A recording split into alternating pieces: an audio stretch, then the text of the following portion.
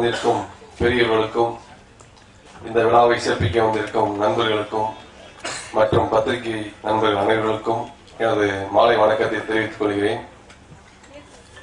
வரம் அந்த தயாரிப்பாளர் நேற்று வந்தார், இயக்குனர் அருள் செல்வம் அவர்கள் வந்தார்கள். அண்ணன் திடீர்னு ஃபங்க்ஷன் வச்சுட்டோம்னா அவங்க பேர்லாம் போகலன்னு பண்ணாரு. ஒன்றும் பிரச்சனை இல்லை, பேர் போட்டு தான் வரணுங்க கிடையாது. நாங்கள் கம்ப்ளைண்ட் கொடுத்து தான் கவுன்சிலில் வேலை செய்யணும் ஆட்கள் கிடையாது. எப்போ கூப்பிட்டாலும் ஓடடி வருவோம் என்று சொன்னேன். ஏன் சொல்றேன்னா, கிட்டத்தட்ட அருள் செல்வம் கிட்டத்தட்ட ஒரு 23-25 வருஷமா தெரியுதே சாலிகிராமத்தில் நான் பார்த்துருக்கிறேன். பெரிய போராட்டத்திற்கு பிறகு இந்த படத்தை அவர் ஏற்கிறார். இந்த படம் அவருக்கு ஒரு பெரிய அங்கீகாரம் கொடுக்க வேண்டும். இந்த படத்தில் பணியாற்றிய இசையமைப்பாளர் ரவி அவர்களுக்கும் தயாரிப்பாளர் வின்ஸ்லி அவர்களுக்கும் இந்த படம் வெற்றியடைய வேண்டும். ஏன் சொல்றேன்னா, இந்த சின்ன படங்கள்லாம் இப்ப சொன்ன டேட்ல ரிலீஸ் ஆக முடியதில்லை. இது காரணம் என்னன்னு உங்களுக்கு எல்லாம் தெரிஞ்சிருக்கும். இன்னைக்கு பாத்தீங்கன்னா 8 படம் 10 படம் ரிலீஸ். ஸோ அந்த சின்ன படங்களுக்கான ஒரு வழிமுறைகள் ஒதுக்கப்படணும். அப்படி ஒதுக்கப்பட்டாதான் அதுக்கான ஒரு, அதாவது கார் போறதுக்கு ஒரு ரோடு, ஒரு சைக்கிள் போறதுக்கு ரோடு, ஒரு பைக் மாதிரி ஃப்ரீயா இருக்கணும். ஒரே டைம்ல வரும்போது எல்லாமே படம் எடுத்து நம்ம ஃப்ரீயா ரிலீஸ் பண்ற மாதிரி இருக்கு. 8 படங்கள் ரிலீஸ் ஆகுது. 8 படங்கள் அமௌண்ட் இன்வெஸ்ட் பண்ணணும். ஒரு படம் 8 கோடின்னு வச்சீங்கன்னா 14 கோடி ரூபாய் ஆச்சு. ஸோ கியூபும் யூஃபோக்கும் இந்த பணம் போகுது. அதனால அந்த தலைவர்கிட்ட சொல்லியிருக்கேன், கேஆர் சார் கிட்ட.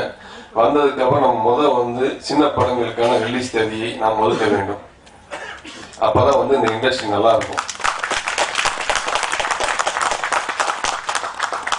அப்புறம் இன்னொரு விஷயம் பண்ணாங்க. கிட்டத்தட்ட நான் பழைய நட்பின் காலத்துக்காக இந்த மாதிரி தயாரிப்பாளர் கோவை தமிழரசன் அவர்களையும் நந்தன் சார் அவர்களையும் கூப்பிட்டு அருள் செல்வம் கௌரவிச்சாரு. அதாவது நட்பின் அடையாளமாக இன்றும் மரியாதை நினைத்துக் கொண்டிருக்கக்கூடிய இந்த மேடையில் நான் மிகவும் சந்தோஷப்படுகிறேன். ஏன் சொல்றேன்னா, இப்ப எலெக்ஷனுக்காக எல்லாரும் நாவலவில் மற்றவங்க எல்லாம் மரியாதை பேசுறாங்க. முதல் மரியாதையை கற்றுக்கொள்ளுங்கள், பிறகு எல்லாம் உங்களை தேடி வரும். சும்மா சிங்கத்துக்கு பின்னாடி சிறுத்தைக்கு முன்னாடி இருந்து யாரும் விமர்சிக்காதீங்க. நாங்களாம் அனுபவப்பட்டு தான் வந்திருக்கோம். இந்த சினிமாவுக்கு 27 வருஷம் ஆச்சு. நான் அந்த பதவியில் சம்பாதிக்கணும்னா எவ்வளவு சம்பாதிச்சிருப்பேன். இந்த 2 வருஷம் அந்த பதவியில இருந்து நான் படம் பண்ண ஒரு வேலை தான் பார்த்துருக்கேன். கூப்பிடுங்க. இந்த 2 வருஷம் படம் யாரோட படத்தினால யாரோட படம் தள்ளி போச்சு லிஸ்ட் போடுங்க. நாளைக்கு இதே ப்ரொடியூசர் எல்லாம் அவங்க இதே பேசுவாங்க, நான் பேசுறேன். விமர்சிப்பதற்கு என்று தகுதி வேண்டும். தேர்தலை வெற்றி பண்ணுங்க, யார் யார் எப்படி எப்படி பேசணும் அப்படிங்கிற பயத்துல உணர்விக்கிட்டு கூடாது. ஏன்னா எல்லாரும் படம் போட்டு படம் பண்றோம், இது வர்றோம். ஒன்னே ஒண்ணு சொல்றேன், அந்த கேஆர் சார் முன்னிலை சொல்றேன். ஒரு பிரஸ்ல சொல்லியிருக்காரு, கதிரீசன் பாலிசன் வந்துருவேன் அப்படின்னு இருக்காரு. நாளைக்கு நான் சொல்றேன், கேஆர் சார் முன்னிலை சொல்றேன், நான் சுயேட்சா நிக்கிறேன், அவரு சுயேட்சா நிக்கட்டும், பார்ப்போம். அப்ப தயாரிப்பாளர் யாருக்கு அங்கீகாரம் கொடுக்கறான்னு பார்ப்போம்.